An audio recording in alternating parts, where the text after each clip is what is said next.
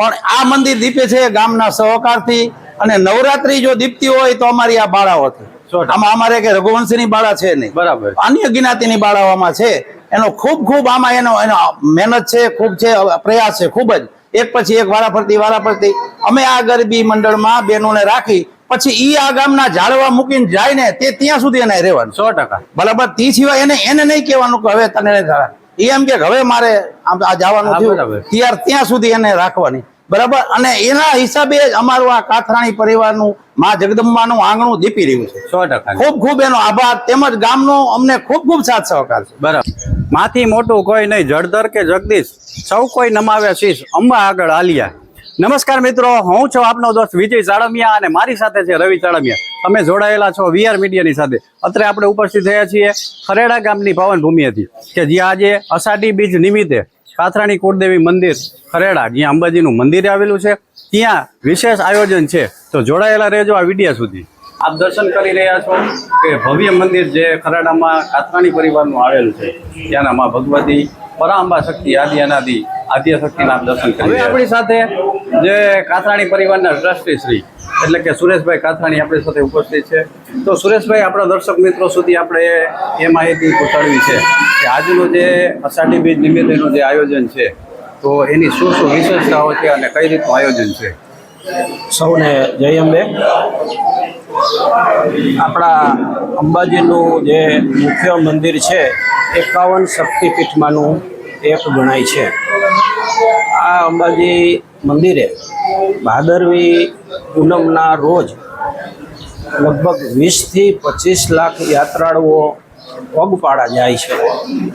આ પગપાળા યાત્રાળુઓના સંઘ એનું એક એસોસિએશન છે, અને યાત્રા સંઘમાં એક યાત્રા સંઘમાં 100, 150, 200 યાત્રાળુઓ ગામથી ગુજરાત અને ગુજરાત બહારથી પણ જાય છે. આ યાત્રાળુ સંઘનું એક એસોસિએશન છે, એમાં 1700થી 1800 મેમ્બર છે, અને એના 32 ઝોન છે. 32 ઝોનમાં ભાદરવી પૂનમની નજીક મિટિંગ રાખવામાં આવે છે. એટલે જે યાત્રાળુ સંઘને નાની મોટી તકલીફ પડતી હોય, સરકાર સમક્ષ કંઈક રજૂઆત કરવાની હોય, એ માટે દરેક ઝોનમાં મિટિંગ રાખવામાં આવે છે. સૌરાષ્ટ્ર ઝોનની મિટિંગ આજે અમારે આંગણે કાથરાણી પરિવાર કુળદેવ મંદિરને ત્યાં રાખવામાં આવી છે, અને પગપાળા યાત્રાળુ સંઘના 15 પ્રતિનિધિઓ અને પગપાળા યાત્રાળુ સંઘના 11 ટ્રસ્ટીઓ આજે અમારે આંગણે પધાર્યા છે. એ મિટિંગનું આયોજન આજે રાખેલ છે. એ ઉપરાંત અંબાજીથી એક ધજાજી પધાર્યા છે. એ ધજાજી આ મંદિરે શિખર ઉપર આજે ધ્વજારોહણ કરવાનું છે. અષાઢી બીજે હોવી ધજા ચડાવવામાં આવે છે, તો આજે અંબાજીથી જે ખાસ ધજા આ મંદિર માટે આવે છે, એ અંબાજીથી આવેલ ધજા પણ આજે અહીંયા અષાઢી બીજના રોજ ધ્વજારોહણ કરવાનું છે. હવે જે ખરેડા ગામની અંદર અમે તમને જે સતત અપડેટ બતાવી રહ્યા છીએ કે કાથરાણી પરિવાર દ્વારા જે સેવાકીય પ્રવૃત્તિઓ ચાલી રહી છે, તેમજ આજનું જે વિશેષ આયોજન છે એની અપડેટ બતાવવાના પ્રયત્નો કરીએ છીએ. ત્યારે એક ગર્વ લઈ શકાય એવી બાબત અહીંયા મને જાણવા મળી કે આ એક એવો સમાજ છે કે રઘુવંશી સમાજનું જે આ મંદિર છે, પરંતુ રઘુવંશી સમાજ પૂરતું નહીં એવો દાખલો મને અહીંયા જોવા મળેલો છે કે 18 વરણને સાથે લઈ અને પોતે ચાલે છે. તો આપણી સાથે આ મંદિરના પ્રમુખ શ્રી એટલે કે ચંદુભાઈ કાથરાણી ઉપસ્થિત છે.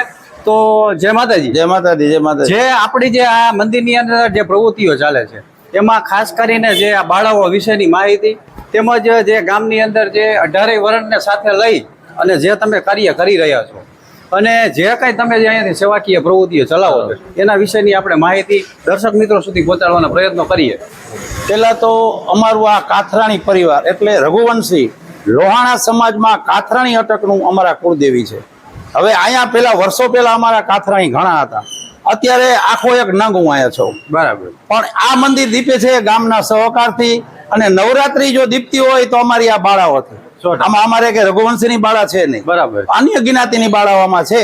એનો ખૂબ આમાં એનો મહેનત છે, ખૂબ છે, પ્રયાસ છે, ખૂબ જ. એક પછી એક વારાફરતી અમે આ ગરબી મંડળમાં બહેનોને રાખી, પછી ઈ આ ગામના ઝાડવા મૂકીને જાય ને ત્યાં સુધી એને રહેવાનું. 100%. બરાબર. તે સિવાય એને નહીં કહેવાનું કે હવે તને એ એમ કે હવે મારે આ જવાનું હા, થયું બરાબર. ત્યાં સુધી એને રાખવાની, બરાબર. અને એના હિસાબે જ અમારું આ કાથરાણી પરિવારનું મા જગદંબાનું આંગણું દીપી રહ્યું છે. 100%. ખૂબ ખૂબ એનો આભાર, તેમજ ગામનો અમને ખૂબ ખૂબ સાથ સહકાર છે. બરાબર. નકર હું એકલો શું કરું? શું કરું? કારણ કે અમારા ભાઈઓ ગણાય છે, પણ બધે આવે કઈ ક્યાં જયારે પ્રસંગ હોય ત્યારે આવે, પણ નાની મોટી બાબતમાં તો એ ગામનો જ સહકાર છે. ખૂબ ખૂબ ઘણો બધો સહકાર છે. અને જે આ બાળાઓની જે નવરાત્રી દરમિયાન જે આ પ્રવૃત્તિઓ ચાલે છે એ કેટલા વર્ષથી આ ચાલે છે અને શું કાંઈ એની વિગત જો આપો. આયા પેલા ખરેડાની અંદર ગામની ચાચર ચોકની ગરબી હતી, બરાબર. એમાં ખાલી જેન્ટ્સ જ લેતા, બરાબર. લેડીઝ ની કે દીકરીઓની ગરબી જ નહોતી. હા. હવના કુળદેવીએ નવરાત્રીમાં જાય, બેનો બેઠા બેઠા ગરબા ગાય. હું એટલું ગૌરવથી કહું છું કે જો શરૂઆત આ બાળાઓની ગરબીનું કર્યું તો અમારા મંદિર બરાબર. 100%ની વાત. હા, બરાબર. ગામમાં ચાચર ચોકમાં એક જ ગરબી હતી, શરૂઆત અમે કરી. આપણા ગામમાં જે વડીલો છે એને ખ્યાલ છે. અહીંયા બાળાઓની ગરબીનું શરૂઆત અમારા મંદિરેથી જ હવે થઈ. આપણી સાથે જે આ બાળાઓનું મંડળ ચાલે છે એમના એક બેન આપણી સાથે ઉપસ્થિત થયા છે, તો આપણે એમની પાસેથી થોડીક વિગત એકત્રિત કરવાના પ્રયત્નો કરીએ. જય માતાજી. જય માતાજી. પેલા આપણું શુભ નામ શું છે તે આપણા દર્શક મિત્રો સુધી પહોંચાડીએ. મારું નામ રુદ્રી પંડ્યા છે અને હું જ્યારથી ભણું છું ત્યારથી આ ગરબી મંડળની અંદર રહું છું.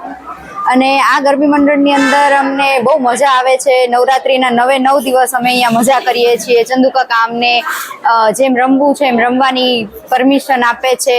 એ સિવાય તો કે અમને અહીંથી લાણી આપવામાં આવે છે, જે લાણી કહેવાય ને કે બહુ સારા એવા પ્રમાણની અંદર આપે છે કે જે કોઈ બાળાઓને કદાચ કે ઘરમાં સારું નથી તો એ લોકો એની સાથે લગ્ન પછી પણ લઈ જઈ શકે એટલી સારી લાણી પણ આપવામાં આવે છે. અને અમને દર વર્ષે અહીંયાથી ક્યાંક ને ક્યાંક કાં તો અંબાજી છે કાં તો બહુચરાજી છે એ માટે માતાજીના દર્શન માટે પણ ચંદુકાકા લઈ જાય છે અને અમને બહુ મજા આવે છે.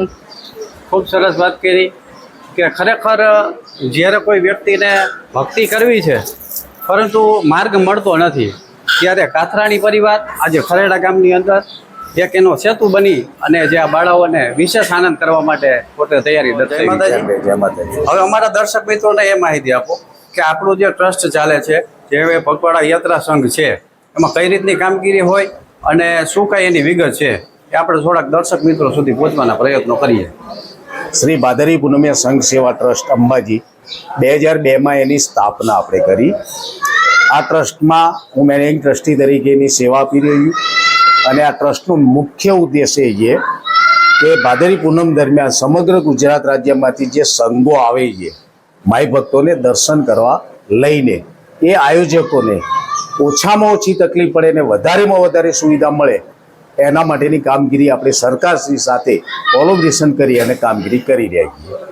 આ ઉપરાંત આપણી ભાદરવી પૂનમિયા સંઘ સેવા ટ્રસ્ટ દ્વારા જે હળાદ અને દાંતાના આસપાસના જે વિસ્તારોમાં જે ડુંગળી ઘરાસી આદિવાસી જે સમાજ છે એની સુધારણા કાર્યક્રમ કરીએ છીએ અને એમના સમૂહ લગ્નનું આયોજન પણ આપણા ટ્રસ્ટ દ્વારા આપણે કરતા હોઈએ છીએ. એ વિસ્તારના જે બાળકો છે કે જેમને સરકારશ્રી મફત પુસ્તકો આપે છે, બરાબર, પણ એટલા બધા અતિ ગરીબ છે કે નોટબુક ચોપડાઓ વગેરે ખરીદી શકતા નથી. તો આપણા ટ્રસ્ટ દ્વારા એ બાળકોને એમને બગલ થેલો, પેન, પેન્સિલથી માંડીને જરૂરિયાત મુજબની નોટબુકો, ચોપડા વગેરે પણ આપવાનું આપણે કામગીરી કરીએ છીએ. અને સમગ્ર ગુજરાતમાં આ ભાદરવી પૂનમ દરમિયાન આવા અમે જે ઝોન પાડ્યા છીએ એવા ઝોનમાં જુદા જુદા દિવસે જઈ અને સરકારશ્રીએ જે પોલિસી નક્કી કરી છે આગામી મેળાની એની માહિતી અમે પૂરી પાડીએ છીએ. આજે અહીંયા છે, આવતા રવિવારે કડી ઝોનની મિટિંગ છે, પછીના રવિવારની દાહોદની છે. દરેક જગ્યાએ અમે જઈ અને આ જે માઈ ભક્તો છે એમના સુધી આ એક સરકારની જે માહિતી છે, પોલિસી છે એ અમે પહોંચતી કરીએ. બરાબર. હવે સૌરાષ્ટ્ર ઝોનમાં કઈ રીતની કામગીરી ચાલતી હોય, કયા કયા વિસ્તારોને આવરી લીધા છે એની થોડીક માહિતી આપણે જોઈએ. સૌરાષ્ટ્ર ઝોનમાંથી અમે કારોબારી સભ્ય તરીકે મોરબીથી સુરેશભાઈ પટેલ એ આપણા સૌરાષ્ટ્ર ઝોનના કારોબારી સભ્ય છે. અમે જે વાહન પાસ ઓનલાઈન કાઢવાના હોઈએ પણ અમે ટ્રસ્ટ દ્વારા વાહન પાસ કાઢવા માટે અમે સુરેશભાઈને સૌરાષ્ટ્ર ઝોનના જે પણ સંઘો અંબાજી આવવાના છે એમનું એક ફોર્મ ભરાવીએ છીએ, અરજી ફોર્મ, અને એના ઉપરથી અમે એક એક્સેલ ફાઇલ બનાવી અને અમે જે ભાદરવી પૂનમિયા સંઘ સેવા ટ્રસ્ટનું આખું જે ઈમેલ છે જે ગવર્મેન્ટમાં એપ્રુવલ છે એના થ્રુ પાસ કાઢી અને અમે અહીંયા સૌરાષ્ટ્ર ઝોનના જેટલા સંઘોએ રજીસ્ટ્રેશન કરાવેલું છે એના પાસ કાઢી માનનીય શ્રી પ્રાંત સાહેબ શ્રીના સહી સિક્કા સાથેના પાસ અમે એમને મોકલી દઈશું અને એરિયા સૌરાષ્ટ્ર ઝોનમાંથી માની લો 10, 15, 20 કે 25 સંઘો આવતા હશે એમને એ પાસ મોકલાવી દેશે, જેને કારણે એમને દાંતા કે હળાદ ખાતે એક પણ મિનિટ ઊભા રહેવું પડે નહીં. હવે સૌરાષ્ટ્ર ઝોન એક ખૂબ લાંબા અંતરે આવેલું હા. એટલે ઘણી વખત એવું બને કે આજે વાહન નક્કી કરેલું હોય અને સંઘ જ્યારે આવે ત્યારે બદલાઈ જતું હોઈએ તો અમે દાંતા ને હળાદ ખાતે નોમથી માંડીને પૂનમ સુધી આપણા ટ્રસ્ટીઓ ત્યાં બેસીએ છીએ. કોઈનું વ્હીકલ બદલાઈ ગયું હોય તો પણ એને ત્યાં અમે ચેન્જ કરીને નવો વાહન પાસ આપવાની પણ વ્યવસ્થા કરતા હોઈએ. ખૂબ સરસ વાત કરી કે જે પગપાળા યાત્રા સંઘનું જે પોતે વાત કરી, સાથોસાથ જે આજુબાજુના એરિયાની અંદર ખરેખર જે માનવ સેવા કરી શકાય એવું અદ્ભુત કામ જે આ ટ્રસ્ટ દ્વારા થઈ રહ્યું છે.